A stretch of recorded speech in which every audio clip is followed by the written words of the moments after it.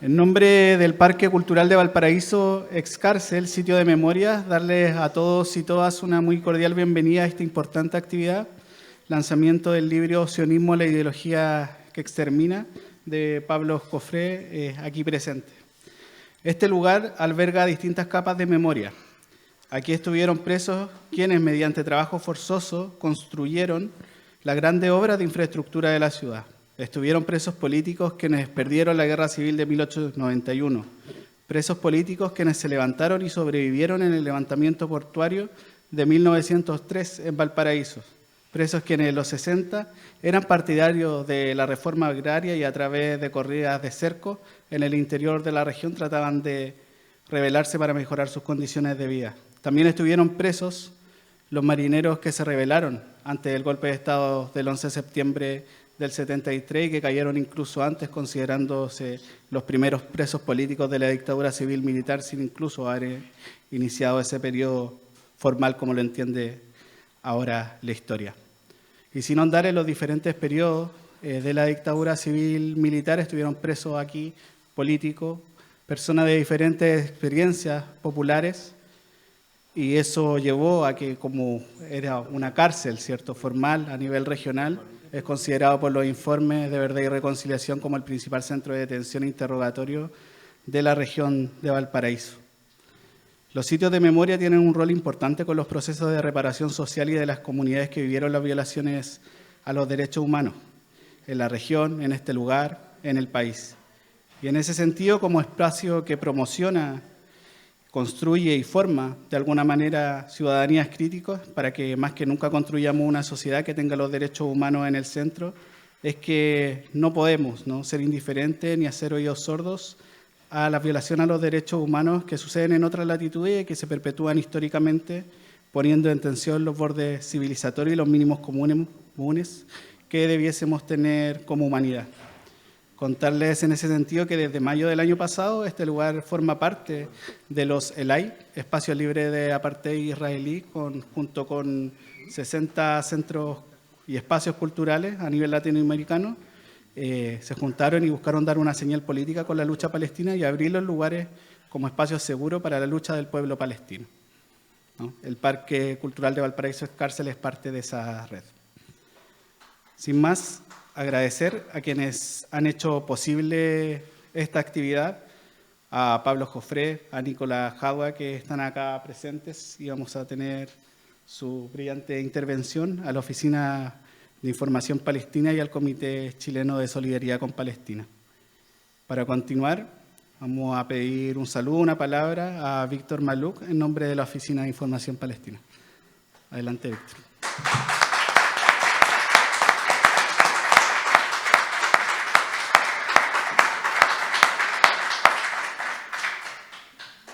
Bien breve porque lo importante viene después. En primer lugar, como Comité Chileno de Solidaridad con el Pueblo Palestino y la Oficina de Información Palestina, queremos agradecer sentidamente la acogida que nos ha dado el Parque Cultural Excárcel, especialmente a José, que está sentado aquí adelante, y además porque hay una cuestión simbólica. Esta fue una cárcel donde se torturó, donde se cometieron atropellos a los derechos humanos, tal como hoy día es Gaza y tal como hoy día es toda Palestina. Las atrocidades que se han cometido contra los presos políticos en Palestina no tienen nombre. Pero, para abreviar, quisiera yo agradecer especialmente la presencia de dos, no solamente grandes analistas internacionales, sino que lo más importante, dos valientes analistas internacionales. Muchas gracias, Nico y Pablo.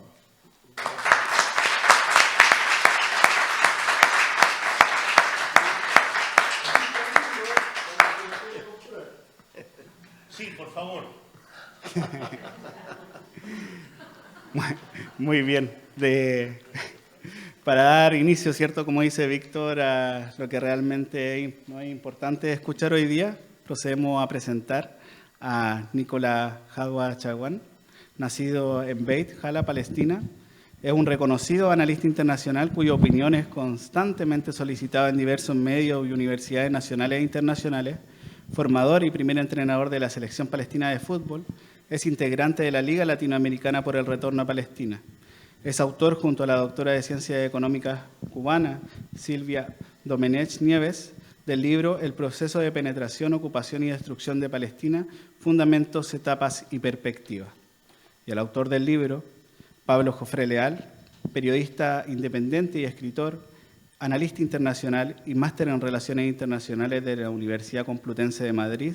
Sus análisis para varios medios nacionales e internacionales se caracterizan por su coraje y su condena sin ambigüedades del sionismo, el imperialismo y su defensa sin dobleces de la lucha del pueblo palestino y de todos aquellos pueblos que luchan por su liberación. Ha publicado varios libros, entre los que destacamos La dignidad vive en el Sahara, Palestina, Crónica de la ocupación sionismo, Sionismo, apartheid, genocidio, y el que hoy día se presenta aquí, Sionismo, la ideología que extermina. Así que muchas gracias a ustedes por estar acá. Le dejo la palabra a Nicolás. Gracias José, gracias a todos ustedes, a Víctor Maluco por sus palabras, a Patricia por su gestión y a la Oficina de Información Palestina y al Comité de Solidaridad con Palestina. A mí me toca con una enorme satisfacción, un honor, un placer presentar este libro, que es el sionismo, la ideología que extermina. Yo en realidad siento una tremenda admiración por Pablo, con quien hemos compartido muchos lugares y países, muchas situaciones de este estilo, porque no sé cómo se las arregló para, en un libro de 143 páginas, lograr describir en forma tan brillante lo que es el sionismo. Esto es una síntesis muy apegada a la historia, pero analíticamente de la historia, pero con una flexibilidad lingüística y literaria que hace que el libro sea tremendamente digerible, amable para entender y muy, muy, muy pedagógico. Realmente, y esto está de acuerdo con lo que hace Pablo. Pablo es, y lo digo, lo he dicho en varias cadenas y también lo digo aquí, yo creo que Pablo Jofré es el analista político, geopolítico del tema de Asia Occidental. Creo que es el más capacitado de América Latina y no sé si el más capacitado del mundo. Yo he leído muchas obras, he estado con muchos escritores en distintos países, pero lo que ha hecho Pablo y la forma como lo escribe y lo describe es simplemente brillante. Y la importancia mayúscula de esto es que el sionismo es un elemento que está actuando sobre la vida nuestra diariamente y la gente lo desconoce. Desconocemos el rol que juega el sionismo inserto dentro del marco imperialista de dependencia de los países del tercer mundo. Desconocemos cómo penetra, cómo controla nuestras vidas. El sionismo internacional, que muy bien lo describe Pablo, no solo controla todo lo que es Asia Occidental, controla el 100% del capital financiero y bancario europeo, el 100% del capital financiero y bancario norteamericano, 52.000 transnacionales, y son los que controlan el complejo militar e industrial norteamericano y británico. Entonces, ajustándose a la realidad histórica, nosotros deberíamos hablar del imperial sionismo, porque muchas veces somos tremendamente injustos con el pueblo norteamericano cuando solamente hablamos del imperialismo norteamericano. Es el imperial sionismo que está en las entrañas del imperialismo norteamericano y que maneja un pueblo absolutamente idiotizado, tan idiotizado como lo hicieron con el pueblo chileno durante la dictadura. Allá es peor, allá es peor. Ayer escuchaba el discurso de Netanyahu en el Parlamento y es un insulto a la inteligencia en la forma que lo presentó.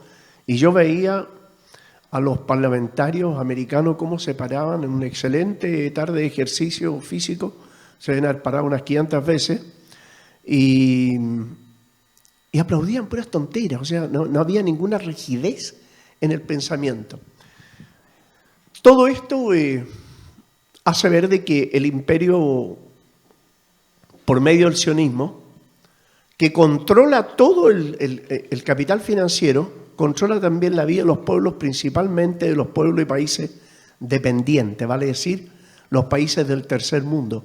Y en este momento el sionismo es un peligro gigantesco para la humanidad, no solo para el pueblo palestino. El pueblo palestino está en la primera línea de batalla, en la primera línea de fuego, con la expresión material del sionismo, que es el Estado infanticida, ese portaaviones del imperio inserto en Asia Occidental, pero también es quien controla nuestra existencia por medio del control del capital financiero. Nosotros podríamos ser un país absolutamente no dependiente, porque la mayor dependencia tecnológica, científica, fue superado por China. Hoy en día China penetra en América Latina de una manera muy profunda, muy amable con los países, porque China no provoca golpe de Estado, no derroca gobierno, no complota contra los países, sino que hace buenos negocios con los países. Eso le permitió a América Latina liberarse. En el caso del sionismo en el pueblo palestino, que muy bien lo describe Pablo, en forma, como digo, brillante, yo no sé cómo lo hizo en 143 páginas, pero yo leí el libro y quedé sorprendido de la forma en que algo tan complejo, tremendamente complejo, porque está todo el proceso en el sionismo inserto, no solo el rol que juega el sionismo en el desarrollo del capital y del capitalismo desde el siglo XVIII en adelante, sino que cómo controla la política mundial.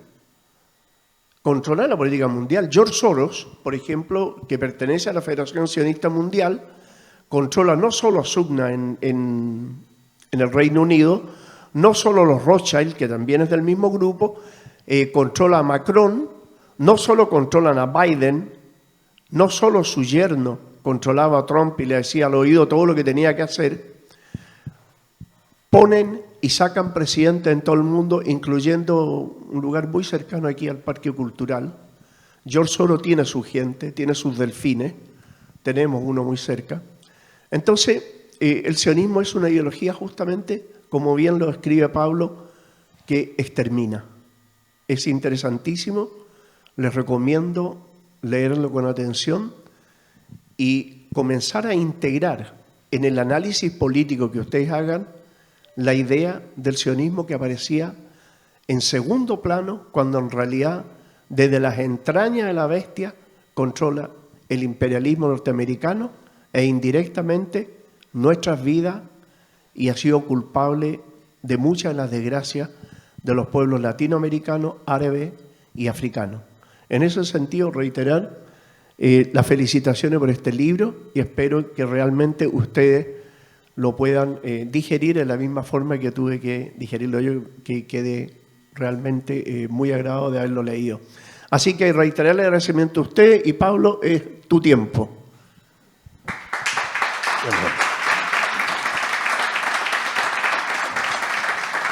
Bueno, gracias Nico por sus palabras.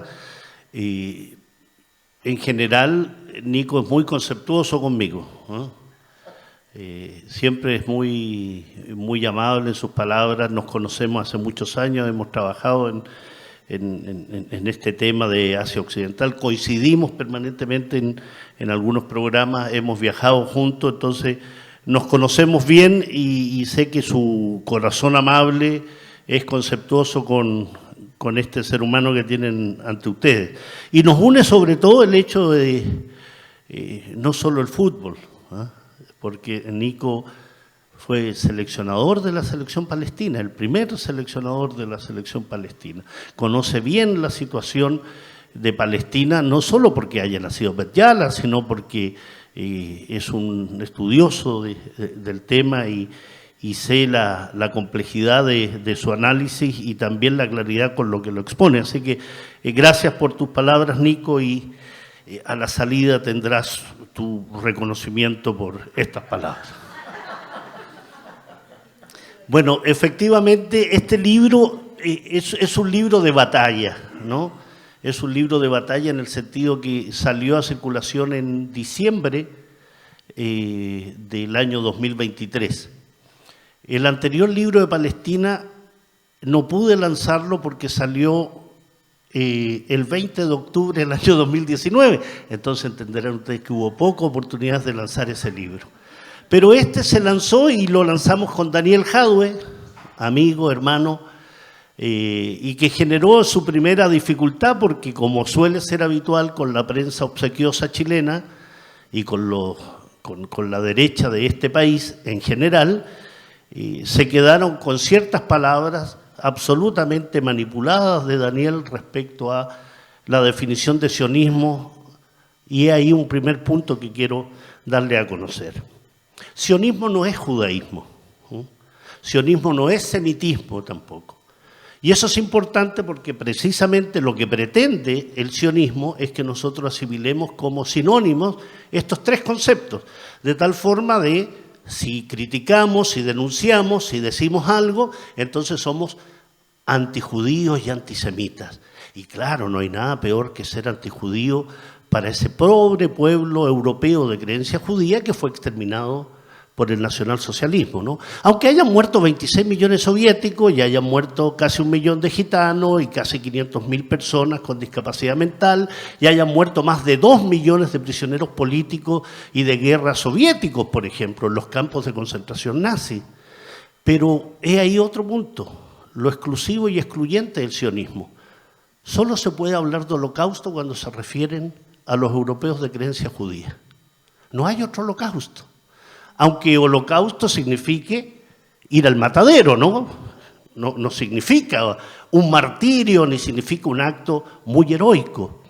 Y eso es un tremendo punto porque, en definitiva, el tema del holocausto ha sido criticado incluso por analistas como Norman Finkelstein, quien tiene un libro de enorme factura que se llama La industria del holocausto, donde sostiene que el holocausto sirvió primeramente para afianzar el sionismo, porque más del 80% de todos los fondos que Alemania le entregó al gobierno israelí fueron para financiar instituciones sionistas, no a los familiares de las víctimas. Los otros 20.000 millones salidos de Suiza fueron a lo mismo, ¿no? Entonces, el sionismo se afianza en función de una reparación histórica que el gobierno alemán, en una cooperación entre el ex canciller Konrad Adenauer, muy conocido en Chile también, con la Fundación Konrad Adenauer y el financiamiento que le hizo durante largas décadas a la democracia cristiana en Chile, por ejemplo, ¿no? Con el personaje, ¿ustedes conocen a David Grun? ¿Alguien conoce a David Grun? David Grun es David Ben Gurión. ¿Ah? Claro, semitizan su nombre, ¿no? Como la señora Golda Mavovich. Ese era su nombre. Entonces hay otro punto referente al sionismo. ¿Cómo han creado una mitología respecto a cierto origen semita que no lo tienen? Golda Mavovich es de origen ucraniano. David Grun o David Ben Gurión es de origen polaco, como el señor Rabin, como el señor Avigdor Lieberman de origen moldavo. Es decir, cada uno de ellos, la verdad, que si ellos son semitas, quien les habla tiene un origen anglosajón innegable. No existe una raíz semita en estos personajes. Son la mayoría de ellos házaros, conversos de esa Europa central, y también todos aquellos que han viajado a colonizar Palestina de países como Chile, por ejemplo. Gabriel Colodro, Hernán López, los Agosín y todos aquellos que han ido a ocupar tierras palestinas en función de cierto origen semítico, ¿no?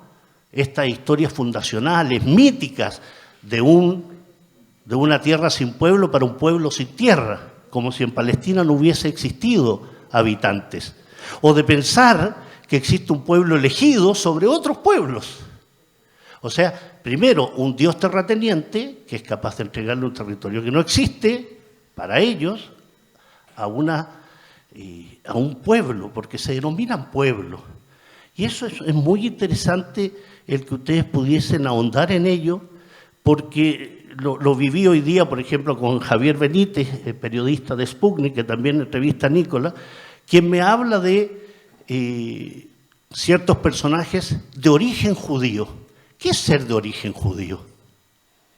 ¿Alguien de ustedes, siendo católico, es de origen católico? ¿Ah? Entonces eso es parte de la narrativa también que el sionismo impone, ¿no? El origen judío. Entonces no hablan de Nicolás Hadwa como de origen palestino en esencia. Él es chileno de origen palestino porque Palestina es un pueblo claramente, pero los judíos no son un pueblo. Ser judío es una religión. Y en virtud de eso, entonces, ellos han creado esta narrativa y esta institucionalización de decir, por ejemplo, que Israel es el Estado de nación judío, a través de leyes, a través de decretos, a través de la personificación de determinada historia mítica para darle un sentido semítico, ¿no? Y cuando Netanyahu ante el Congreso dice, ustedes norteamericanos y nosotros israelíes estamos luchando no en un choque de civilizaciones, sino que es la civilización contra la barbarie, porque nosotros somos los hijos de Abraham, de Isaac, de Jacob. Entonces, nuevamente mito, porque el mundo musulmán tiene a Ibrahim, tiene también sus profetas. Entonces, esta religión abrahámica, judíos, cristianos, musulmanes, ha sido también invisibilizado en función del judaísmo. Y este libro lo que trata es que este sionismo, que es un movimiento político, una ideología, una visión del mundo, ha querido imbricarse con concepciones religiosas, con concepciones étnicas y otras. Entonces ustedes van a encontrar a miles de venezolanos en este momento en los territorios palestinos ocupados haciendo el servicio militar. ¿Ah? Van a encontrar a miles de argentinos. Ronnie Kaplan, vocero del ejército israelí en Gaza, es un uruguayo que lleva 10 años viviendo en los territorios ocupados. Él es el vocero del ejército israelí. Donde miren, donde quieran, Naftali Bennett desciende de estadounidenses. Yair Lapid, ex primer ministro, tiene origen húngaro. Ayelet Chaquet, esta diputada, ex ministra que hablaba de asesinar a las madres embarazadas palestinas porque llevan serpiente en su vientre, tiene origen iraquí. No hay algo semítico en ello. Y eso implica que tú tienes que crear una narrativa que trate de seducir, de mentir, de manipular, para que se diga, si atacan a Israel, entonces atacan a la civilización occidental. Y atacan al pueblo elegido, a la niña de los ojos de Jehová.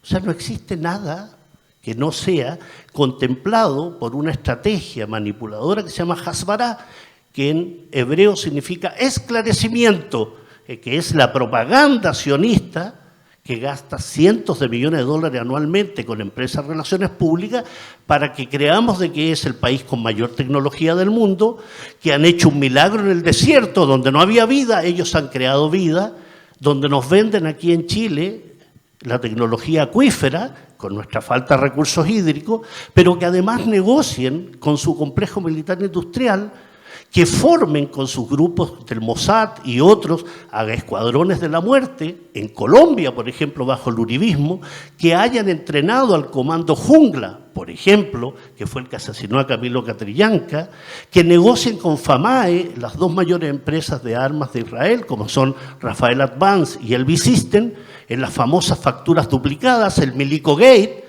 200 millones de dólares de facturas duplicadas. Y nuestros honorables simplemente mutis por el foro. No se investiga, no se habla. Claro, no se habla ni se investiga porque parte importante del financiamiento de la política en Chile, de aquellos que son hoy miembros del Comité Parlamentario de Amigos de Israel, han sido financiados con el dinero sionista, ¿no? Tienen un embajador, y yo suelo repetirlo, debe ser el nombre más ad hoc, el señor Gil Arcieli. El señor Gil Arcieli es el embajador de Israel que en cualquier otro país del mundo ya hubiese sido expulsado del país. Hubiese sido expulsado del país, no solo porque trate a Jorge Brito de miserable, no solo porque trate a Boris de antisemita, sino porque permanentemente hace lobby con las autoridades políticas chilenas para generar efectos de apoyo a Israel, permanentemente. Pero también tenemos su inmersión en nuestra población, en las municipalidades. Han llevado más de 20 alcaldes mapuches a Israel para convencerlos de la necesidad de llevar tecnología de avanzada, acuífera, tecnológica, en sus territorios. Entonces se aprovechan también de las debilidades de nuestros estados que abandonan a su población, entonces ellos meten su garra miserable y criminal, porque el sionismo es criminal, racista, genocida, de apartheid, segregacionista, todos los adjetivos que ustedes quieran, todos. Quedamos cortos en este aspecto. Quiero dedicar los últimos 5 minutos para mostrarles rápidamente, esto es el avance que ha tenido el sionismo en Palestina, ¿no? O sea, Palestina ha sido Palestina permanentemente. Año 47, resolución 181, establece la partición de Palestina como recomendación de la ONU.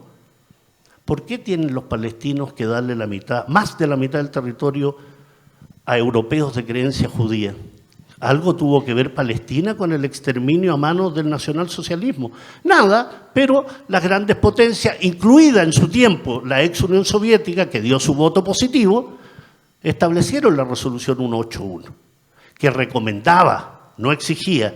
Y va pasando el tiempo, guerra del 48, la Nakba, la expulsión de 800.000 palestinos, guerra del 67, ocupación de Gaza, Cisjordania, los altos del Golán sirio, las granjas de Shiva en el Líbano, la península de Sinaí en Egipto, guerra del 73, donde se estuvo a punto de derrotar al sionismo, intifada del 88, intifada en el 2000, finalmente el retiro de los colonos sionistas de Gaza el 2005, pero viene el bloqueo absoluto contra Gaza del 2006 hasta el 7 de octubre del año 2023. Entonces ahí, porque este libro sale en función de la operación Tormenta de Al-Aqsa. Tormenta de Al-Aqsa, que en la teoría del buenismo, todos aquellos que propugnan, que tienen corazón de horchata, suelen decir, si Hamas o la resistencia palestina no hubiese atacado a Israel, no estarían estos resultados. Entonces ese pensamiento, que es un pensamiento miserable, quiere hacernos creer que todo comenzó el 7 de octubre del 2023. Pues no, esto tiene más de 76 años, mucho más de 76 años. Acuerdo Sykes-Picot, el reparto de Asia Occidental, Declaración Balfour, donde los británicos, sin tener presencia en la zona, le prometen a los europeos de creencia judía un hogar nacional judío. Jaffa, Tel Aviv, no se llamaba Tel Aviv, se llamaba Jaffa. Los pueblos palestinos han existido.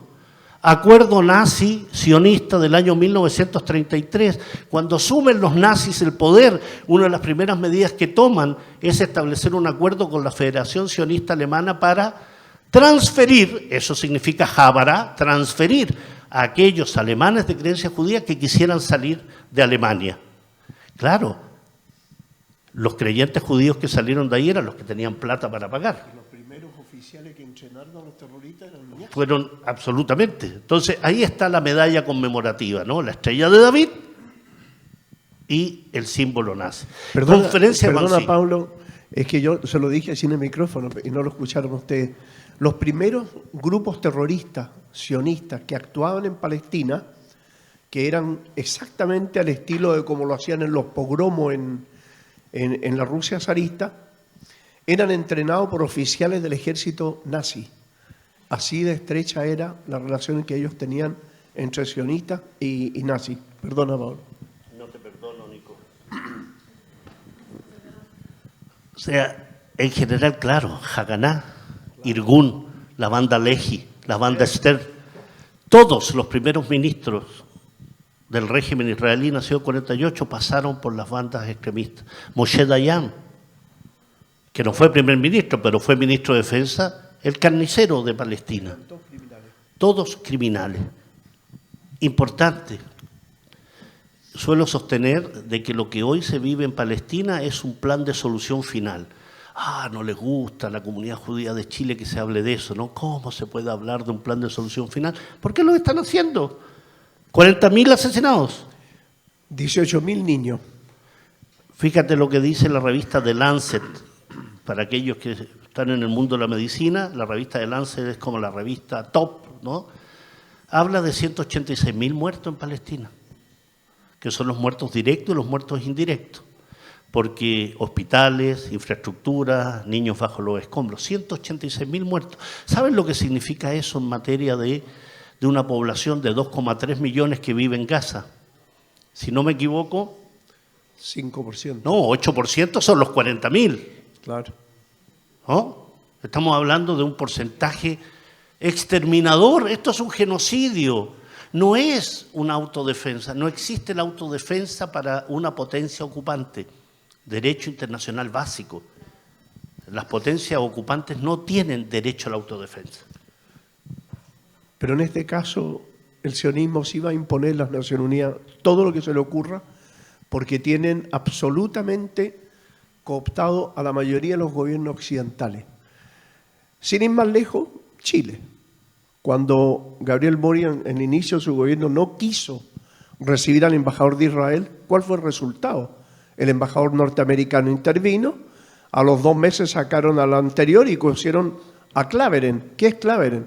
Un viejo militante sionista que ahora da las versas de ministro de Relaciones Exteriores de Chile. A ese nivel de sumisión están los pueblos y entre esos nosotros. Bueno, sumemos los nombres que dice Nico, ¿no? Jaime Quintana, del PPD, ¿no? Loreto Carvajal, senadora del PPD. Si hay un militante del PPD aquí, por favor, intervengan con su dirigente, ¿no? Loreto Carvajal es la pareja de Gabriel Silver, exdiputado demócrata cristiano. ¿Ah? La parejita que viaja una vez al año a los territorios palestinos ocupados. María José Hoffman, por ejemplo, ¿no? Entonces, estamos hablando de una serie de personajes que... Gabriel Saliasnik. Saliasnik, el señor que fue Saliasnik. el abogado del Mamo Contreras. De Spinac. Claro, de Alberto... ¿Cuál era el apellido? Fujimori, de Carlos Menem. Así es. O sea, ese es el tipo de personajes que hay, ¿no? Ese es el plan de partición. Entonces, les reitero la pregunta, ¿qué país, qué pueblo puede aceptar que en virtud de nada que no fuera porque no tuvieron ninguna participación en una guerra europea, principalmente, tuvieran que entregar el 56% de su territorio a extranjeros, a colonos, ocupantes?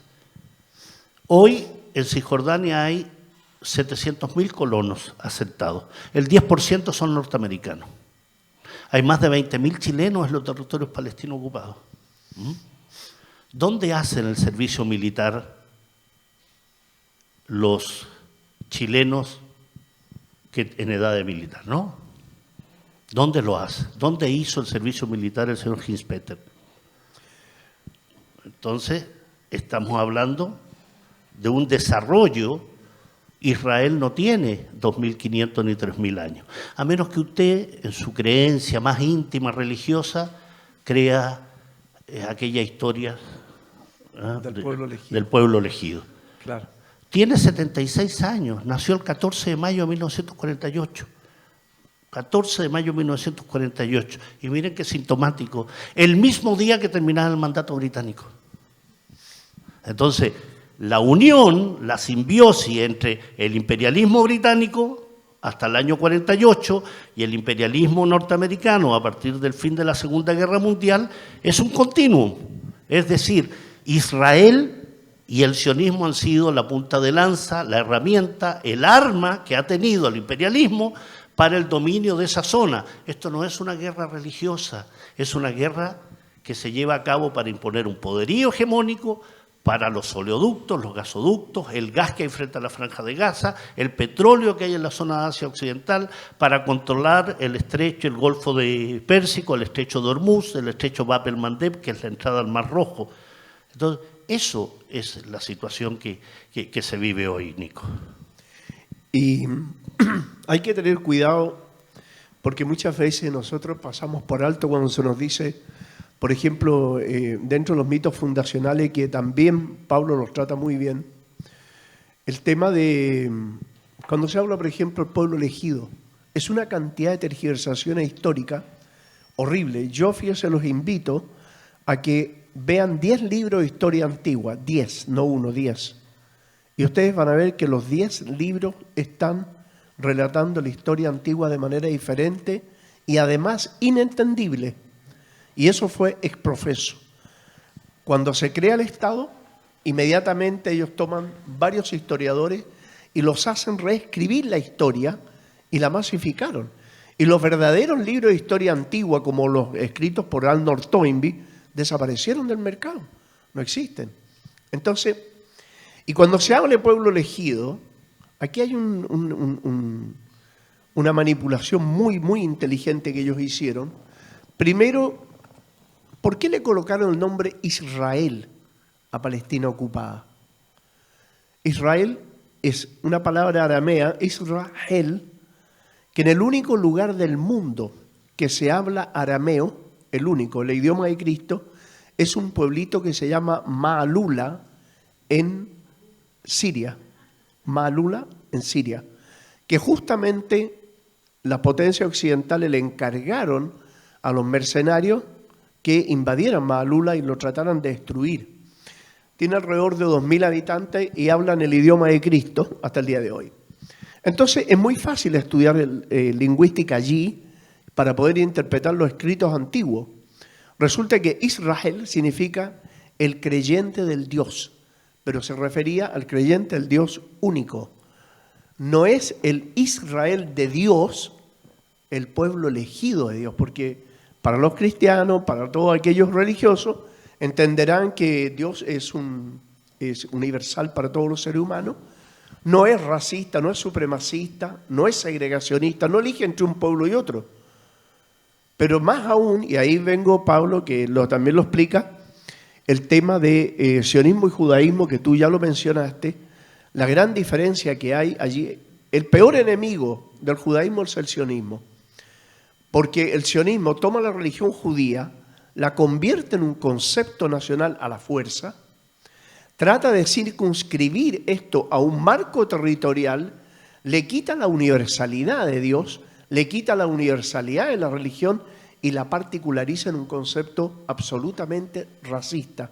Por eso que Naturei Karta, la mayor organización de rabinos, o sea, jefes religiosos judíos, Naturei Karta, en sus sitios, ustedes lo podrán ver, es los peores enemigos del sionismo, pero lo hacen en defensa de la religión. Y le colocaron el nombre Israel porque en todos los escritos antiguos aparece la palabra Israel.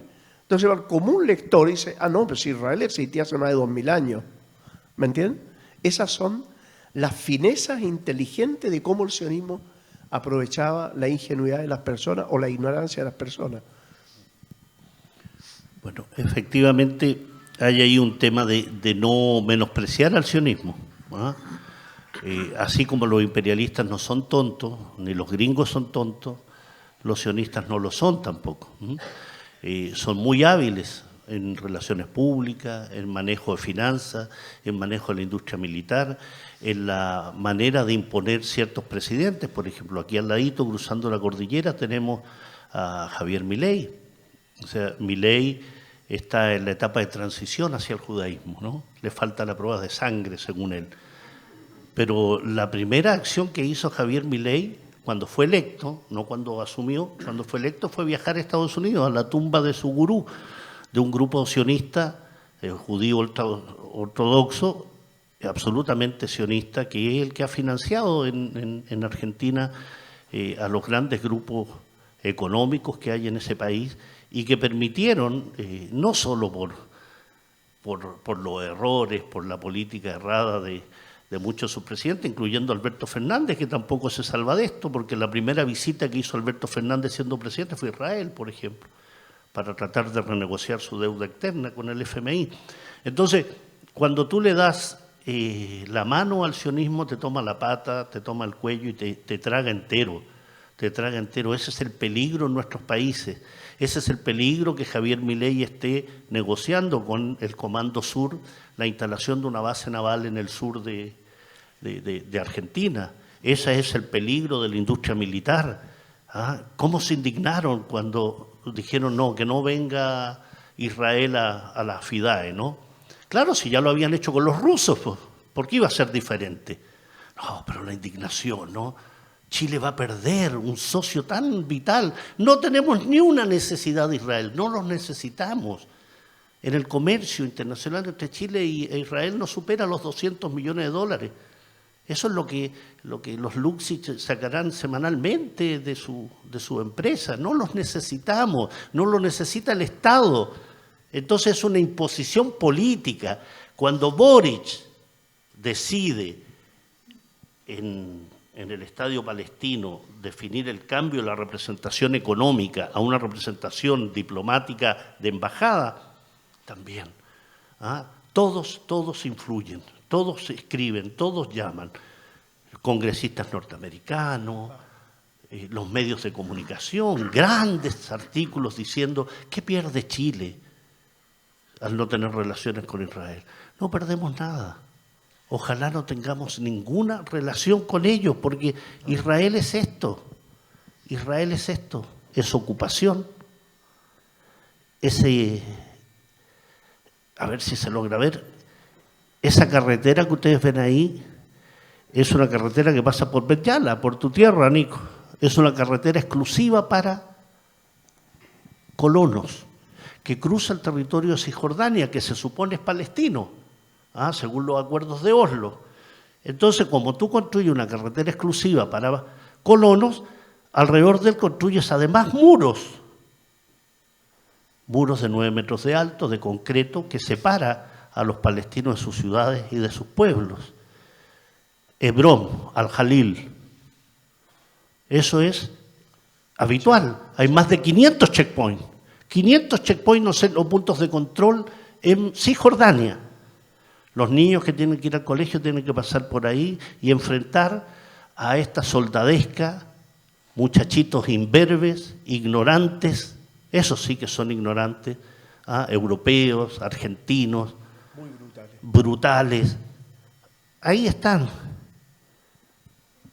Esto son viviendas demolidas hasta los cimientos, pero con una perversidad tal, por eso hablo del sionismo como perverso, delirante, segregacionista, racista, genocida, criminal, todos los adjetivos que se le ocurran, quedan pocos con el sionismo. Esas viviendas, yo aquí estaba un poquito más gordo, quizás estaba más delgado, no me acuerdo bien, pero yo saqué esa foto porque estábamos en Ramallah, que es la capital administrativa de la Autoridad Nacional Palestina, y se escucharon explosiones. Ramallah es la capital administrativa de la Autoridad Nacional Palestina, pero es controlada por el ejército israelí. Entonces no dejaban pasar a nadie y al día siguiente, cuando fuimos a ver, esto eran las casas que hasta el día siguiente anterior estaban construidas, con una perversidad tal que dejan que las habiten los palestinos, que vayan la familia y luego las destruyen hasta piedra sobre piedra. ¿Y saben quién paga la demolición y quién paga el retiro de los escombros? El palestino. El palestino tiene que pagar el propio crimen que le realizan. Murallas, muros. Al-Jalil, Hebrón, casco histórico. 1994, un colono de creencia judía masacró a más de 30 palestinos en la mezquita de Ibrahim. Hoy la mezquita de Ibrahim tiene la mitad partida porque los sionistas se tomaron una parte y crearon una sinagoga. Allí viven 900 colonos en el centro histórico de Al-Jalil, o Hebrón, custodiado por 1000 soldados, y una ciudad que tiene 200.000 habitantes. Entonces, ustedes encuentran estos carteles en Palestina, donde se les advierte que están entrando a una zona donde corre peligro su vida. ¿Qué turismo va a haber en la zona palestina si de los 2.000 agentes de turismo, 1.900 son israelíes? Por tanto, la narrativa, la historia, la mitología que se transmite es esa. Otro checkpoint en Hebrón. Esta es la entrada a Ramallah. Es decir, todos los días los palestinos, así, para ir a su lugar de trabajo, como animales, ¿no? Ni siquiera el matadero Lo Valledor trataba a sus animalitos así, ¿no? Pero mire, los palestinos transitan por eso para ir a su trabajo, gastan más de 4 horas diarias para pasar de un checkpoint a otro. De madrugada, mujeres, la zona de Cisjordania surcada por asentamientos, Jerusalén surcado por asentamientos. Entonces, cuando hablamos de, ¿es posible hablar de los 2 estados? Imposible. ¿Qué 2 estados no hablan? Si hay uno que se ha impuesto, si hay uno que impone su supremacía, su hegemonía, sus crímenes contra el pueblo palestino. No hay posibilidad alguna. Tierras usurpadas, detenidos. Esto es del año 2018. Esa era la cantidad. Se ha triplicado la cantidad de detenidos, de secuestrados, niños. Y aquel que sabe de leyes acá, hay una ley, que es la detención administrativa, que establece que los palestinos que pueden pasar largos años bajo detención administrativa, ¿qué significa? No hay proceso y no hay juicio. No te acuso de nada, pero estás preso. Y así mueren en la cárcel, ¿no? Francotiradores, ahí, en la valla con Gaza.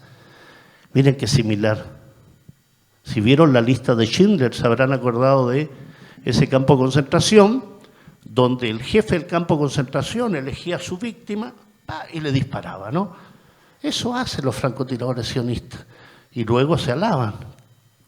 Eso no es la fiesta nova, ¿no? No es la del 7 de octubre del 2023. Eso es la franja de Gaza, permanentemente. Eso es fósforo blanco. Eso es fósforo blanco. Esta es tormenta de Al-Aqsa, 7 de octubre. Y cuando alguien en alguna de las charlas de la conversación dice, lo que pasa es que el pueblo israelí contestó ante el ataque, la masacre, el genocidio, dicen ellos, que la resistencia hizo contra Israel, el asentamiento y los colonos, los civiles. No, señores, no existen colonos civiles, están armados hasta los dientes, protegidos por soldados y protegidos por la policía. Ahí no hay civiles, están asentados en un territorio que no les pertenece y la resistencia tiene todo el deber, la moral, la ética, el deber y la obligación de resistir. Se ha querido invisibilizar la lucha del pueblo palestino y el 7 de octubre lo que fue una gran operación, bien lo dijo Nico en una conversación, es materia de estudio de cómo es posible que un pueblo dotado de míseras armas, porque no tiene tanques, no tiene drones, no tiene naves de guerra en el Mediterráneo, no tiene blindados, no tiene aviones F-35, no tiene nada de lo que tiene el régimen israelí. ¿Cómo fue capaz entonces de realizar lo que realizó? Y tomarse un regimiento y cuarteles policiales. Y frente a ello, una última disquisición. Se nos dice que los palestinos masacraron a 1.200 israelíes el 7 de octubre y ante ello Israel no quería un nuevo holocausto. Entonces sale a relucir en los propios medios israelíes la famosa doctrina o directiva Hannibal. ¿Qué es la doctrina Hannibal? La doctrina Hannibal es una directiva militar que establece, sobre todo a partir de la guerra con Hezbollah en el 2006, que ningún soldado o prisionero israelí puede salir con vida atrapado por la resistencia palestina o la resistencia libanesa en su momento. Que es preferible matarlos a todos en lugar de tener después que negociar la liberación a través de lo que se ha hecho a lo largo de la historia con el régimen israelí. Entonces, la directiva Hannibal hay que contabilizarle a lo menos, según los propios medios israelíes, el 40% de los muertos ese 7 de octubre. Tanques, infantería, helicópteros y aviones que bombardearon la zona donde la resistencia palestina atacó. Entonces, hay ahí una situación clarita, Rico. No, y hay que decir de ese ataque, desentrañar todas las mentiras que hay ahí. Primero, ese regimiento está a 1 kilómetro de la frontera. Nadie podría creer, con 2 dedos de frente, que alguien va a ir a hacer una fiesta electrónica a 1 kilómetro de frente de batalla. Eso es lo primero. ¿Qué se hizo ahí? La resistencia aprovechó un día que se llama el Yom Kippur para ello, que en árabe sería el día grande. Ellos, el ejército que había terminado la instrucción de los conscriptos ese año, ese día ellos hacen una fiesta para festejar el término de la conscripción.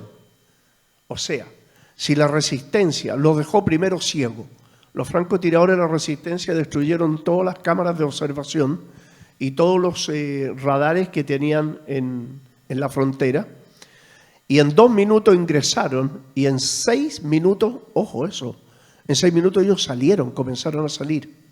O sea, coparon el regimiento, sacaron a varios generales, hay 3 generales y varios coroneles que se los llevaron, están todavía como prisioneros de guerra. O sea, no es una fiesta donde hayan muchachitos y muchachitas bailando y que llegaron los malos terroristas a matarlos. Eso no es así. Soldados cuyos oficiales estúpidamente desprotegieron el regimiento y fueron presas de un ataque sorpresa. Obviamente los palestinos no le iban a mandar un telegrama diciéndole a las 4 de la tarde los vamos a atacar. Entonces, eso es por un lado. Y lo otro, que también, fíjense un detalle, el primer día de la liberación de algunas mujeres, soldados, el primer día de la liberación ellas hicieron muchas declaraciones. Y si alguien busca en internet, está las imágenes de cuando se hace el canje, que una muchacha se devuelve, abraza a un combatiente y lo besa, y se va. Y cuando esa niña la entrevistan, ella dice, fueron mejor que nuestros hermanos, fueron respetuosos, nos cuidaron, y cuando faltaba el alimento, nos daban el alimento a nosotros. Entonces, todos esos que hablaron bien de la resistencia, entonces tienen prohibición de hablar ahora. Y los diarios, radio o cualquier medio de difusión que los entreviste, corre el riesgo de ser cerrado. Entonces, y también, bueno, aquí estamos llenos de adultos, ¿no? Pero ustedes se imaginan que entran, ¿verdad? En 6 minutos salen y los tipos iban a tener tiempo de apretar el gatillo, combatir con los soldados y aprovechar a violar a una niña. O sea, es ridículo.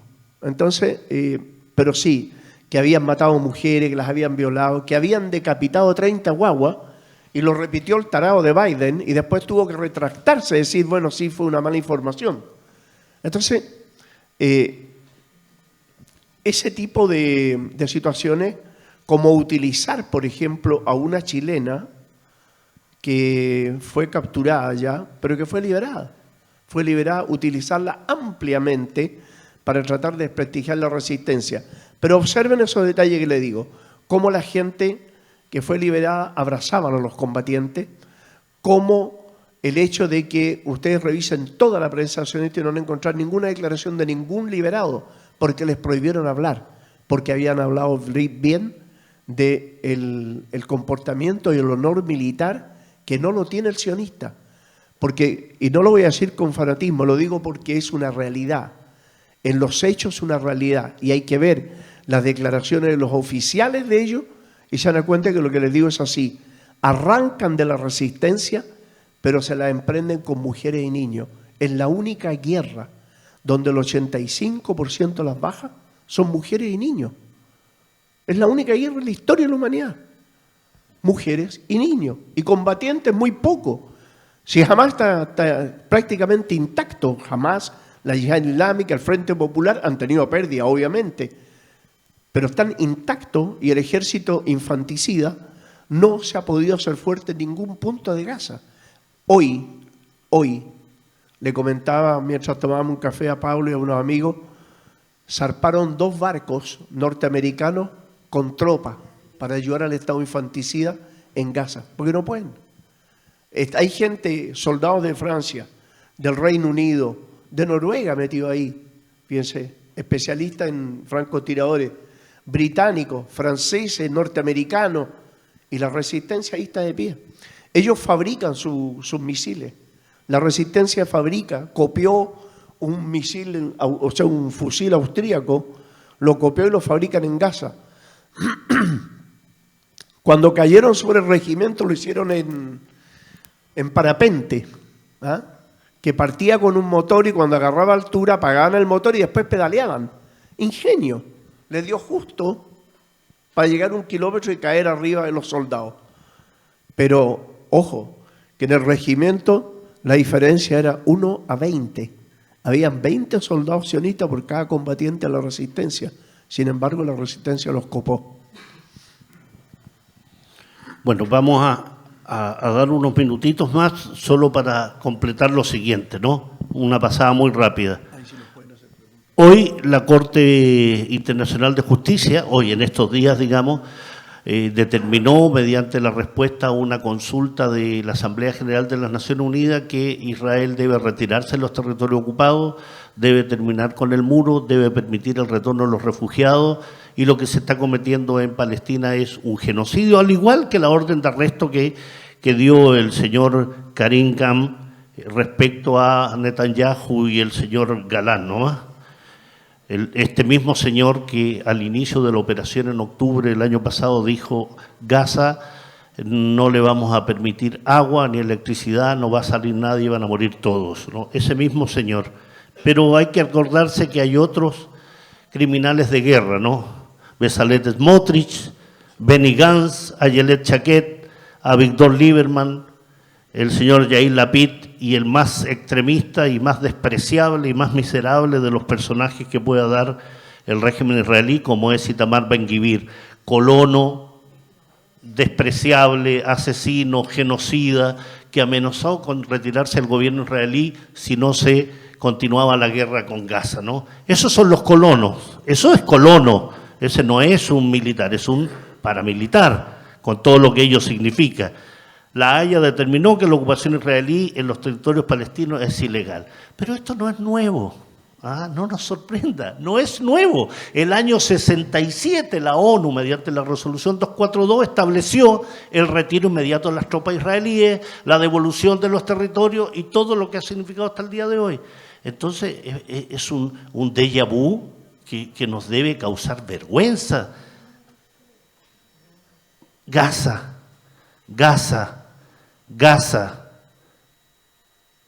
Soluciones aquí a la distancia, cómodamente sentados en esta sala de un parque de cultura, porque no estamos en Palestina, es ayudar de la forma que podemos ayudar, boicot, sanción, desinversión, que es importante llevarlo a cabo. El líder, Walmart, que son los dueños del líder, se comprometieron desde Chile a mandar $1 millón al ejército israelí. Eso hay que boicotear el líder. Pero sobre todo publicarlo en las redes sociales. O sea, que se sepa que no se debe comprar el líder porque financia el genocidio. Bueno, eso es un trabajo que se puede hacer desde la sociedad civil. O sea, ¿qué puedo hacer yo? Eso, por ejemplo, no tome calditos Maggi, no lo ocupe. Además, que hace mal los caldos Maggi en la comida, ¿no? Además de hacer mal, ¿no? Las mujeres no usen las medias Lex, por ejemplo, ¿no? O sea, Nestlé, Estée Lauder, Kimberly Clark, estas son algunas, ¿no? Hay una aplicación dentro de las redes que permite visualizar cuáles son las empresas. Pero además de eso está lo que están haciendo otros grupos de la resistencia en Asia Occidental. Hezbollah en el norte de la Palestina ocupada, Ansarollah en el sur, Yemen, que ha sido bombardeado por británicos, por estadounidenses, que fueron bombardeados con aviones F-35 en Al-Judaida, su puerto. O sea, si hay alguien que lo está haciendo con ese más de 1 millón de yemeníes que salen a la calle a apoyar lo que hace su gobierno, mira, o sea, qué importante es lo que está haciendo el eje de la resistencia. Y terminar con esto, ¿no? Que lo decía el viejo Martin Luther King. Cualquiera que acepte pasivamente el mal está igual de implicado en él como quien ayuda a perpetrarlo. Quien acepta el mal sin protestar en su contra en realidad está cooperando con él. Si nosotros no somos capaces de denunciar, de no quedarnos callados, incluso, hay dos personas, y perdóneme si alguien de aquí, discúlpeme si alguien de aquí tiene esa creencia, pero hay dos tipos de personas con las cuales yo no discuto. Con un sionista no discuto y con un evangélico no discuto. Pues no se puede discutir con alguien que tiene dogmas de fe imposibles de solucionar y dogmas ideológico, porque son dogmas ideológicos, de creer de que su ideología está basada en un tema mítico, religioso, en un tema de exclusividad, de pueblo elegido. Es imposible, no se puede. Así que en ese sentido los invito a leer el libro, a comentarlo.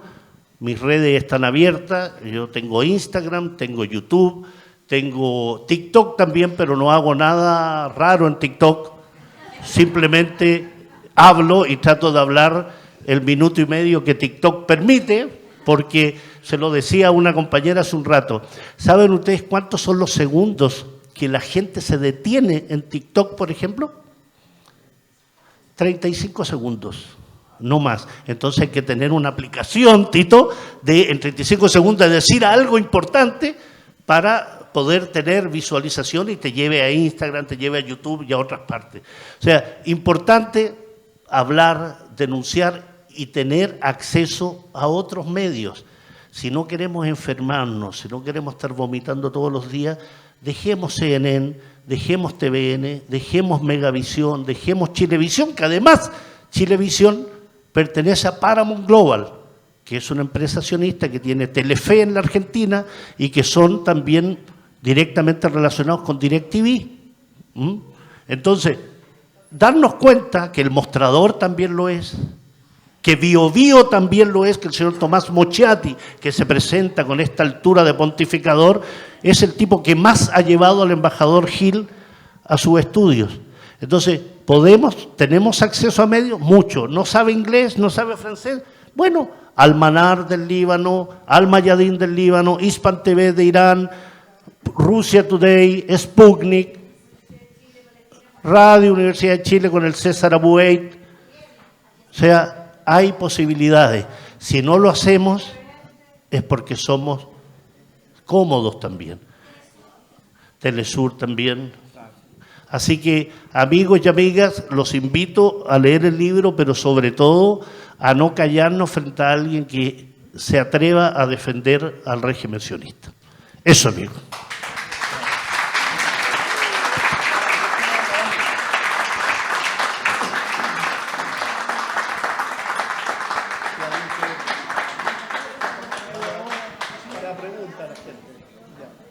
Bueno, ahora vamos a abrir un espacio para preguntas.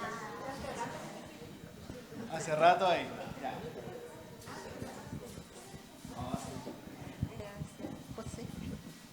Sí, yo quiero pedirle a Pablo o a Nicolás, no sé, a cualquiera de los dos, que nos explique por qué los católicos no apoyan, o sea, digamos, no apoyan al pueblo palestino y quedan tan callados frente a este genocidio horroroso. Y peor aún, ¿por qué los evangélicos apoyan al sionismo? Porque yo personalmente tuve un problema bien serio con una amiga, compañera, que estábamos súper bien con toda la parte política, pero resultó que pasó esto y ella se puso automáticamente evangélica, se puso del lado de los sionistas, se acabó la amistad. Entonces, eso quiero saber, de así, pero cortito, como porque para que lo tengamos bien claro. Muchas gracias. Mira, esa es una extraordinaria pregunta, porque es un monumento. Ella quiere agregar algo. Quiero agregar algo a esa pregunta, que es qué papel juegan a ese nivel las iglesias evangélicas sabatistas en Estados Unidos, que también están representadas aquí en Chile. Ya. Bueno, el tema es que la pregunta que tú habías hecho es un monumento, fíjate lo que ocurre con los cristianos, los católicos, es un monumento a la hipocresía, a la mentira, a lo más desgraciado que podemos ver en la administración de las iglesias. Administración de las iglesias, pero no me van a como acusar ahí de anticristiano ahora. El único lugar del mundo donde la población cristiana disminuye año a año en contra de la natural explosión demográfica es Palestina, donde nació Cristo. Palestina se está quedando sin cristianos. Y el Vaticano y todos sus secuaces callan. Tranquilamente. Aquellos países que dicen cultura occidental cristiana contribuyen al genocidio de los cristianos allí. Los evangélicos se comieron el pescado ese de querer el pueblo elegido de Dios, pero muy bien elaborado por el Mossad, el Servicio de Inteligencia israelí, que generosamente invita todos los años a muchos ingenuos pastores al territorio ocupado, que los llevan a un tour donde la niña que va en el bus con el micrófono al estilo Nicola ahí hablando en el bus le dice: ahora vamos a entrar a este lugar, les recomiendo que guarden las carteras, que las cosas de valor, porque aquí vamos a entrar en la zona árabe. ¿Ah? Y el único lugar donde no existe el robo es allí, porque la gente ahí no roba. Entonces, los evangélicos son presa de la ignorancia, son presa de sus propios pastores y son presa de la imbecilidad. Perdona que te diga, pero yo he conversado con un evangélico y al final termino tomándome 4 de Rabotril y no me da. O sea, y opté por no. O sea, yo no discuto con ellos tampoco, lo mismo que Pablo. Para sacártelos de encima tienen que prender una fogata. Entonces, no, sí, es terrible. Entonces, prefiero no entrar en ese tema.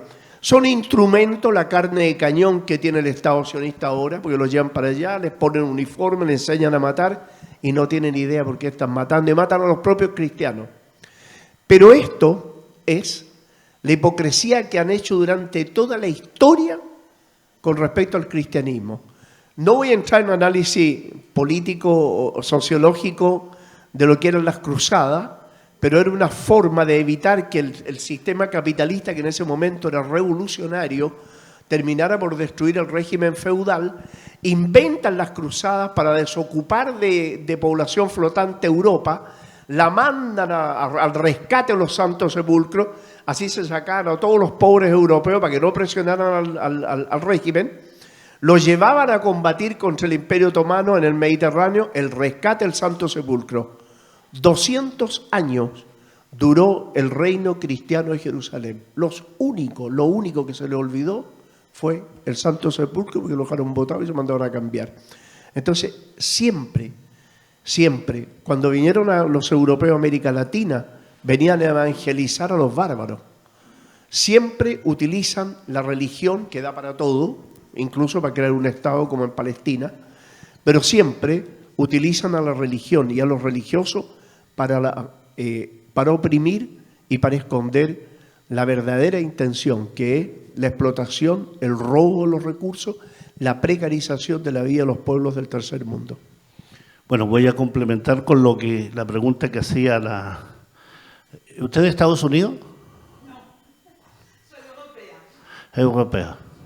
¿De Alemania? No. De Bélgica. Bueno, los cristianos sionistas en Estados Unidos son una masa muy importante para el financiamiento de la política norteamericana. Son 40 millones de cristianos sionistas, muy fieles, ¿no?, a sus pastores, pero además muy fieles a la Fundación Judía, al Fondo Nacional Judío. Gran parte de los fondos destinados a la compra de tierras para el financiamiento de la ocupación en Cisjordania nace de los cristianos sionistas.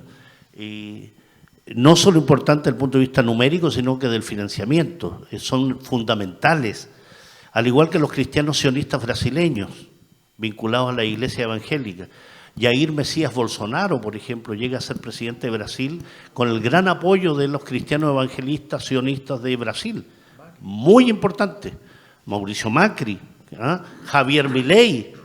O sea, el mundo evangélico ha sido punta de lanza del sionismo en América Latina en forma muy importante. Y bien lo decía Nico, las visitas que hacen los pastores evangélicos a los territorios palestinos son constantes, habituales, al igual que los parlamentarios chilenos, ¿no? Las fotitos que se sacan frente a la cúpula de la Roca, y luego yo recuerdo muy bien esa influencia en la ley de pesca, por ejemplo, las leyes destinadas a favorecer el intercambio militar, lo que fue la instalación bajo el gobierno de Piñera el año 2021 se licitó lo que se llama el Sistema Nacional de Satélites. 10 satélites chilenos cuya licitación se la ganó una empresa israelí que se llama Imagesat. Y parte del compromiso, del convenio, del contrato establece que parte de lo que se obtenga de información pasa a Israel. Eso es lo que hace Israel habitualmente, es decir, facilita la política, la tecnología, pero te la cobra después y te la cobra muy caro. Claro. Y en ese sentido los cristianos sionistas, en los países que le mencionaba, tienen una importancia muy fundamental. La señora Ursula von der Leyen, que fue reelegida como presidenta del Consejo de Europa, es una persona que a la semana del inicio de la tormenta de Al-Aqsa fue a visitar a Netanyahu, a abrazarlo, a besarle el anillo, como a Vito Corleone, ¿no? Y Blinken, y Macron, cada uno de ellos. Porque detrás de eso no es solo, el sionismo no es solo Israel, el sionismo es Gran Bretaña, es Francia, es Alemania. O sea, ¿cómo es posible que Alemania, cómo es posible? Digo, es posible, pero ¿cómo es posible de que Alemania esté convertida hoy en el mayor patrocinador y defensor del sionismo? ¿Ah? En una nueva alianza, una nueva Jábara, ¿no? Una nueva Jábara, Olaf Scholz, que debe ser el canciller más mediocre que ha dado Alemania en los últimos años. Es simplemente un cervatillo. Europa en general, y perdone que le diga eso, señora belga, pero hoy Europa es el patio trasero de Estados Unidos. Nuestros países son mucho más dignos que Europa. Europa no tiene política exterior, no tiene política.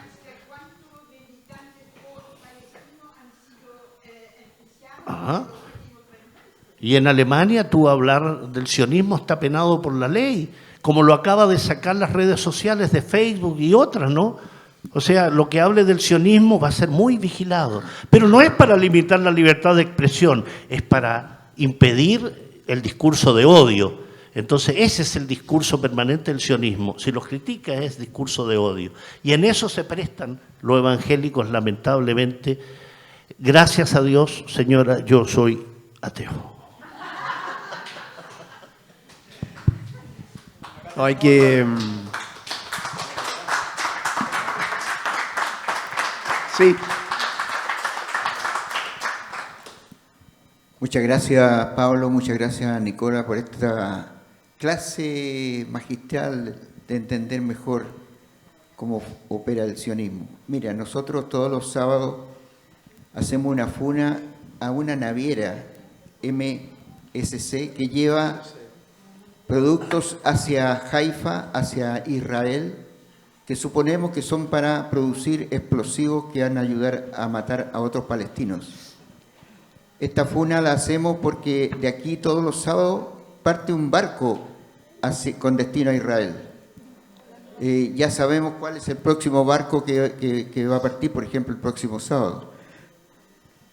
Quería decirle o preguntar si tenían más información respecto de esto, de dónde se producen estos productos, si los embarcan acá en Chile, producidos en Chile, o viene ya el barco cargado, porque el barco viene de Estados Unidos, va a San Antonio, viene a Valparaíso y los sábados zarpa de aquí de Valparaíso hacia Haifa.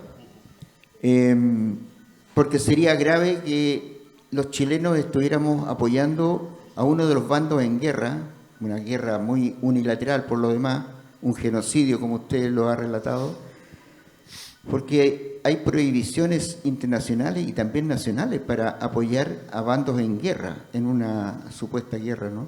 Bueno, esto es una guerra feroz. Y lo otro que se ha dicho en los días sábados en las arengas es que llegaron militares israelíes inmediatamente después del golpe de Estado en 1973 a perfeccionar a militares chilenos en técnicas de interrogatorio y tortura, claro. Lo cual también hace que ahí haya una deuda enorme que aún no está saldada. Invito a todo el mundo este próximo sábado a las 12 horas en el Muelle Prat a la funa en contra de los barcos de la naviera MSC. Carlos. Mi hermano Nico, que es del puerto y alma de marinera, le va a responder. Carlos, a mí lo que me sorprende, de verdad, fíjate que 7 organizaciones sindicales norteamericanas se levantaron en contra del gobierno de Biden exigiendo que no se le enviara más armamento al Estado infanticida. Y en toda la zona occidental norteamericana no se embarca ni se desembarca ningún barco que venga o vaya al Estado criminal, ninguno. A mí me sorprende sobremanera que el sindicalismo en Chile aún no tenga la conciencia de clase y que tenga que ayudar a que esto no ocurra. Porque quien puede parar eso serían los sindicalistas del puerto, que simplemente no cargan nada en ese barco, ni descargan nada del barco, ni le ayudan en nada. Lo hacen los norteamericanos, 7 millones de trabajadores, 7 millones son los que están en esas organizaciones. Y lo están haciendo los trabajadores en todo el mundo, en Europa, en España, en Italia. Yo conversaba con Roberto Fimuccio, que es el presidente de la Federación de Trabajadores de Italia, y me decía, aquí nosotros no desembarcamos ninguno, ni vamos a embarcar ninguno, que lo hagan ellos mismos, pero aquí no se embarca nada. Y así lo hacen, pero creo que sinceramente ahí hay una deuda del sindicalismo chileno. Es muy poco, es muy bueno lo que ustedes hacen, yo los he visto en las imágenes, es téngase presente, bastante importante, sobre todo cuando Chile le fabrica partes de armas y piezas de armas al Estado genocida. Sobre todo cuando todas las bombas lacrimógenas que nos hemos mamado en las protestas vienen de Israel, que son prohibidas en el mundo entero porque son abortivas y pueden crear un infarto cardíaco en una persona si es asmática. Sin embargo, aquí la usan a destajo. Todos los guanacos son made in Israel. Entonces, claro, hay un virus, un bacterio bien raro que tenemos nosotros en este país, porque cuando llegamos a zonas de poder nos olvidamos de todo. Nos olvidamos, por ejemplo, que la Organización de Liberación de Palestina y aquellos revolucionarios que sufrieron el 73 sabrán que la Organización de Liberación de Palestina a la resistencia chilena le prestó todo el apoyo habido y por haber. Así es. Yo estuve en Argelia, en un pueblito que la Organización de Liberación de Palestina construyó, que estaba el doctor Tapia, que era el presidente de los revolucionarios, de los exiliados. Allí se construyó un pueblito que se llamaba Chilito, todavía existe. Y eran 1000 casas que se construyeron para evitar la destrucción de las familias de los exiliados. Porque el hombre quedaba fuera exiliado y las mujeres aquí con los niños, pasaban los años y al final se destruía la familia. Entonces, la OLP construye con dinero de toda la Liga Árabe que pidió, construye ese pueblo. Y ahí empezaron a recibir a los exiliados chilenos. Yo los fui a visitar, estuve con ellos. Entonces, ahí me tocó también ver a uno que era el Partido Socialista. Siempre, mira, el cerebro humano es muy especial, pero me olvido de esa basura. Porque cuando él fue protegido en el exilio en Europa por la resistencia palestina, él exhibió y apareció en el diario La Palabra Israelita una foto de él en el Knesset frente a 2 tanques de ocupación. O sea, para él era de orgullo sacarse una foto con un tanque de ocupación.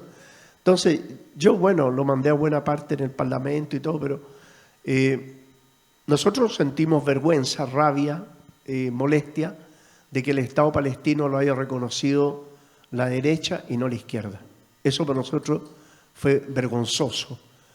¿Fue necesario? Sí, un país más que reconocía el derecho nacional palestino, pero 100.000 veces. 100.000 veces estuve en reuniones con todos los dignatarios y todos los partidos de toda esa pseudo izquierda que ha servido para desmovilizar y engañar al pueblo chileno, PPD, Partido Socialista y todo eso que son una vergüenza.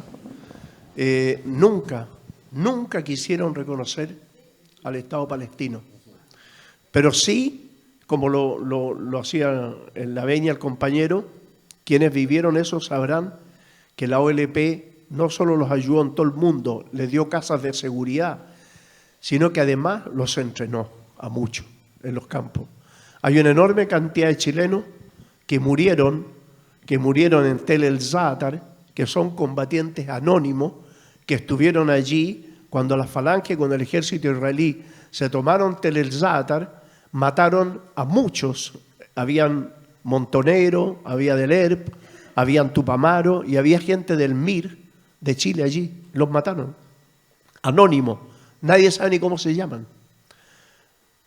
Pero ellos olvidaron después. Y desgraciadamente el Estado palestino lo reconoció vergonzosamente un gobierno de derecha. Eso es una espina que nosotros tenemos metida hasta el final. Yo agregaría a lo que dice Nico que más allá de que los sindicatos y los partidos políticos, hay un tema del Estado chileno y de los gobiernos de este Estado, ¿no? ¿Cómo es posible que aún no hayamos roto las relaciones con el régimen israelí? Primero, ¿cómo nos ha expulsado a este Gil? En segundo lugar, y a mí no me extraña porque en general salen a circular los intereses. ¿Por qué la Universidad de Chile, que se supone la universidad más importante del sector público, tiene una defensa tan irrestricta a manos de la señora Debes de no romper los vínculos bajo el argumento falsario de el saber no se cancela? Estamos hablando de Israel, estamos hablando del genocidio al pueblo palestino, no estamos hablando del saber ni de Heidegger, como lo decía Ábalos y Plasencia, dos filósofos de la Universidad de Chile, Tito, que decían, no, el saber no se cancela. Sí, señores, se cancela la relación con aquel que ocupa los centros académicos para crear conocimiento y tecnología y todo lo que generan para poder concretar y llevar a cabo lo que están haciendo hoy. Entonces, claro, yo voy a mirar el vaso medio lleno. El señor Boric ha tenido un par de acciones, 3 acciones que han sido importantes, como fue efectivamente no entreguen las credenciales, porque el día anterior, señor, ustedes mataron a un niño de 16 años. Aunque sabíamos que al mes siguiente lo iba a recibir, pero fue bueno, fue importante. Pero eso en un gobierno que tiene tantas tensiones internas, que tiene tantas diferencias políticas internas, lo que hace su ejecutivo le importa re poco a los partidos políticos y a personajes de la Cancillería y otros. O sea, yo creo que el señor von Claveren debe tener una úlcera tremenda cuando tiene que sacar una declaración como la que ha tenido que sacar la Cancillería respecto a la Corte Internacional de Justicia y su dictamen respecto a la pregunta consultiva. Claro, porque von Claveren está vinculado, y la señora ministra de Salud está vinculada también en relaciones amistosas. Y digo el gobierno chileno porque el gobierno chileno, así como tuvo que hacerlo Sebastián Piñera, resulta que no se ha reconocido al pueblo saharaui, que lleva del año 75 ocupado por Marruecos. ¿Y por qué? Porque Marruecos, al igual que el sionismo, ocupa los grupos de presión, el dinerillo. Recordarán ustedes a un diputado demócrata cristiano, Roberto León, y si no, perfecto, es el lobista principal de Marruecos en Chile, el lobista principal de Marruecos en Chile, platita. Cuando usted va a Coquimbo y ve la cruz del milenio, al lado va a ver la mezquita. Esa mezquita la creó Mohamed VI y se llama Centro Cultural Mohamed VI. ¿Quién es Mohamed VI? El rey de Marruecos. El tipo más corrupto que puede haber en materia. Ya son corruptos los monarcas, pero eso es corrupción. La Fundación América Latina, África, creada por Marruecos, que tiene personajes como Roberto Bravo, por ejemplo, ¿no? Que tiene una serie de personajes públicos, tal como el sionismo lo hace con los guardianes de la memoria, para que se guarde por siempre el tema del holocausto. Tonka Tomisic, casada en su momento con Paribet, ¿no? Judío él. El señor Marco Antonio de la Parra, psiquiatra, miembro de esos guardianes de la memoria. Entonces, cuando escarbamos un poquito nos damos cuenta de la porquería en muchos aspectos. Entonces no es raro que los sindicatos, muchos de ellos cooptados por intereses políticos, por intereses económicos, por mantener una continuidad como dirigentes que les da ciertos beneficios, indudablemente. Entonces, nuestra democracia es una democracia muy corrupta, muy corrupta. O sea, de democracia aquí tenemos re poco. Entonces también tenemos que mirarnos internamente por qué no funcionan las cosas. Si no todo es culpa. de los partidos, del gobierno, es también responsabilidad nuestra que elegimos a los peores personajes bajo la idea de el mal menor. No. Sí. ¿Sabe que nada? ¿Cuánto nos queda? Mire, yo mientras José ve la hora para tirarnos del enchufe, yo les quiero contar que durante 10 años yo fui el encargado de la Organización de Liberación de Palestina en Chile, que funcionaba como Oficina de Informaciones Palestinas. 1000 veces nos pidieron que reconociéramos el gobierno de Pinochet como un gobierno legal y legítimo. Nunca reconocimos el gobierno de Pinochet, nunca reconocimos la dictadura. Y en la revista nuestra que se llama el Hadaf, que aparece un objetivo igual que el objetivo un fusil, porque en la palabra Hadaf en árabe es objetivo. La página central, 2 páginas eran dedicadas a los compañeros de la resistencia chilena. Nunca reconocimos el gobierno, nunca. Nos pidieron 1000 veces que ayudáramos cuando hubo boicot petrolero a Chile, que ayudáramos para conseguir petróleo de algunos países para que llegara aquí. A todas y cada una de las peticiones siempre fue un no. Entonces cuando nosotros nos pusimos contentos porque la Concertación, incluyendo el Partido Socialista, habían logrado el gobierno, y desde ese año hasta el gobierno de Piñera, veremos, estudiaremos, lo analizaremos, veremos, lo estudiaremos, 40 años, y no reconocieron el Estado palestino. Entonces nos da rabia. Entonces, claro, pero es coherente. Si ellos fueron capaces de traicionar cada uno de los sentimientos del pueblo chileno, era más fácil también traicionar los sentimientos del pueblo palestino. Era para ellos absolutamente nada. Porque si han habido traidores que se han comportado como un parachoque en la lucha social en Chile, los desmovilizadores del pueblo chileno ha sido justamente la Concertación. Eso han sido el parachoque mejor que pudo haber creado el imperio. Así es. Tenemos una última pregunta.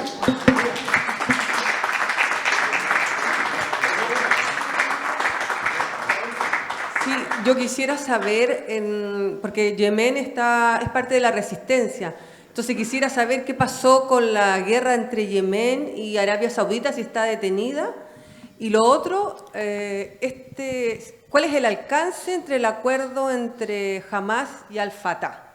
¿Y qué piensan ustedes que cómo va a terminar aquello? Porque yo la verdad que yo estoy molestísima, o sea, me parece horrible. Yo jamás hubiese hecho un acuerdo con Al-Fatah, entonces creo que va a terminar mal. Parecen acuerdos históricos ya que terminan pésimos, entonces me interesa saber su opinión, cómo lo ven en el futuro. Yo a mí me parece positivo a diferencia suya. ¿Y por qué me parece positivo? Porque usted está hablando del acuerdo firmado en Beijing. Sí, en Beijing. No fue solo entre Fatah y Hamas, ¿no? Fueron 14 organizaciones. Entonces es importante dar cuenta de eso. No es solo Fatah y Hamas, es el Frente de Liberación de Palestina, es también la Yihad Islámica. Son 14 facciones, movimientos y organizaciones. Y eso, yo diría, hay varios elementos positivos. Uno, que sea China la que esté propiciando eso me parece fundamental, porque muestra el papel relevante que está tomando la República Popular China en materia de mediación internacional. Fueron recibidos en Beijing, con toda la publicidad, con todo lo que significa mediáticamente el que el canciller lo haya recibido y que haya firmado un documento que tiene 3 elementos centrales y por eso es positivo. Habla de autodeterminación, habla de retorno a los refugiados, habla de el fin del genocidio, por ejemplo. Y eso viniendo de una política tradicional china que es muy cauta, que tienen miles de años los chinos, entonces saben en definitiva cómo avanzar paso a paso, me parece positivo. Y creo que lo principal, y lo digo con el mayor de los respetos, yo voy a apoyar todo lo que signifique la unidad del pueblo palestino, porque yo estoy acá.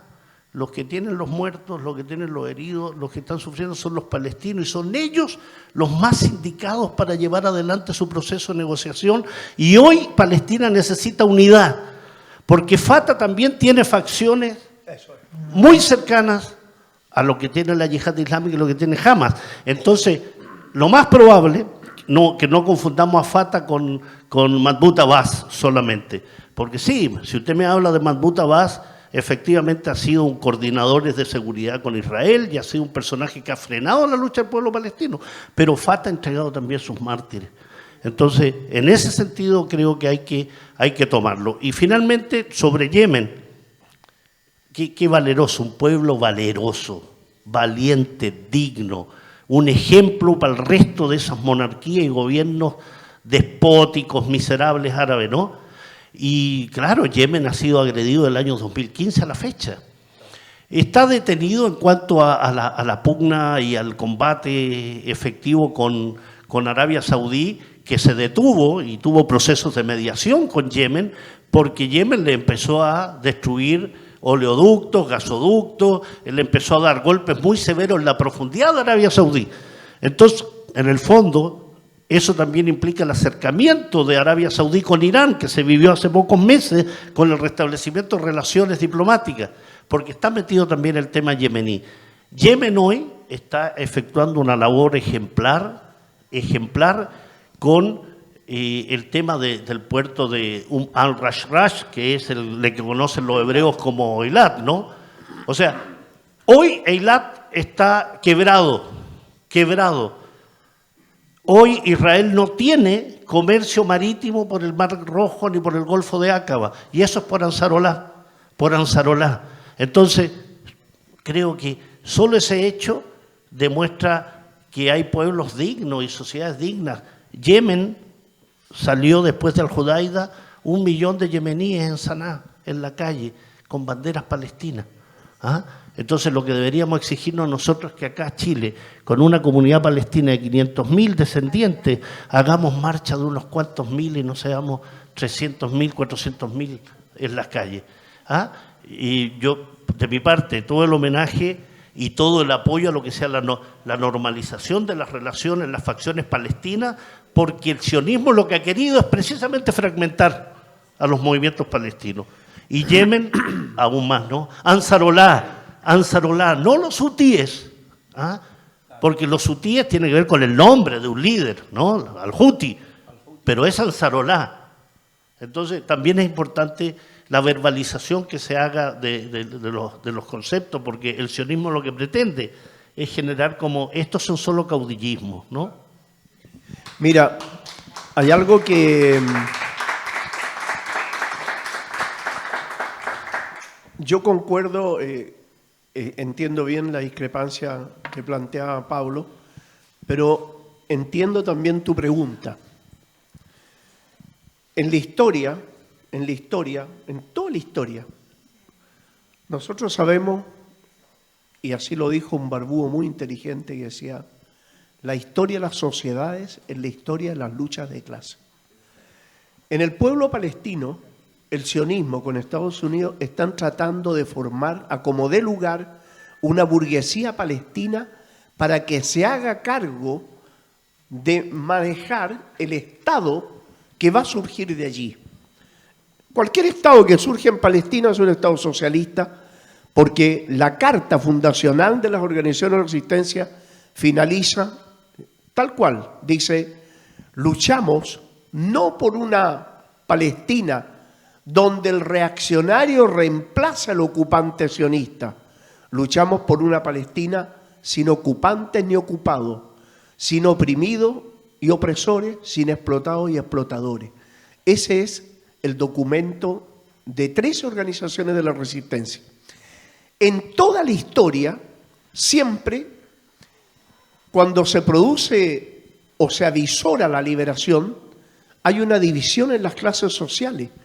Los terratenientes y la burguesía pretenden conducir ellos y reemplazar al colonizador y ser ellos los gobernantes. Y el pueblo lucha no para cambiar al opresor por otro opresor.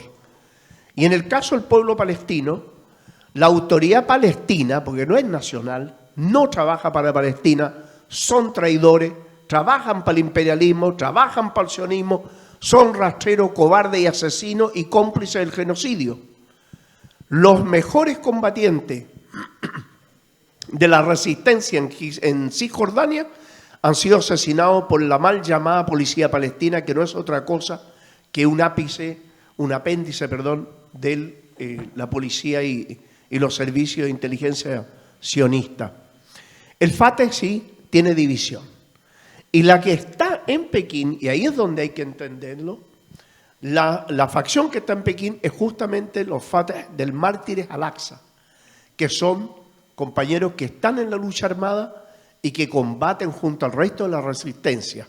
Hay algunos que fueron observadores de la autoridad que dirige Mahmoud Abbas y sus 40 amigos, y ellos están ahí en calidad de observadores, porque ellos no firmaron el documento, lo firmó los Mártires Al-Aqsa. Pero también yo me sumo a las palabras de Pablo. Hay que tener en cuenta una cosa. El pueblo palestino está en los túneles en Gaza, combatiendo. Sin agua, sin comida, escuchando cómo matan a sus mujeres y a sus hijos arriba. No se han rendido ni ellos, ni las mujeres, ni los niños. No, porque le han dicho, salgan a este lugar, vayan al desierto del Sinaí, y la gente dice, no, aquí está combatiendo mi esposo, mi hermano, mi hijo, yo de aquí no me muevo. Y están ayudando. Un pueblo heroico, un pueblo digno. Pero ¿quiénes son nuestros enemigos? Estados Unidos, la primera potencia militar. La OTAN, que aglutina a todas las potencias militares occidentales. Los reaccionarios árabes. Y el quinto mayor ejército del mundo, que es el ejército sionista. Ante todos esos enemigos, la resistencia palestina va a cumplir 10 meses resistiendo. Si lo que han hecho es muy grande, fabricando sus propias armas, combatiendo lo que ellos denominan la distancia cero, o sea, cuerpo a cuerpo, con el enemigo sionista. Entonces, las realidades son complejas. En la actualidad, en lo que está ocurriendo ahí, hay muchas cosas que están en juego, muchas. La alternativa a la nueva ruta de la seda que pretende Estados Unidos, que parte de la India, llega al canal de Suez, paralelo, pasa por Gaza y llega hasta Haifa para liquidar la economía de Irán y liquidar la economía de Rusia. Hay muchas cosas que están, bloquear la nueva ruta de la seda china. O sea, hay muchas cosas que están en juego. Desgraciadamente, en la historia, uno no puede ser tan rígido que a la primera presión te quiebre, ni tan flexible que te doblen como quieran. Pero uno debe saber, en los momentos históricos, en los momentos difíciles, hay que saber manejar de historia. Lenin nos enseñaba, hay momentos de la historia que hay que saber dar un paso atrás para dar 2 pasos adelante. Y eso es lo que hace la resistencia palestina. Y por eso que la resistencia palestina está ahí resistiendo. Yo el antepasado, en un programa del canal Zaatar TV, se escribe con Z, Zaatar TV, hice justamente un análisis acerca del por qué la resistencia no podía ser destruida. Y explicaba cómo se organizan, cómo luchan, en fin. Y eso es interesante saberlo, porque los pueblos se hacen fuertes en la medida que la comunidad de interés y de organización está de acuerdo a los intereses de su pueblo. Es la única manera, no hay otra.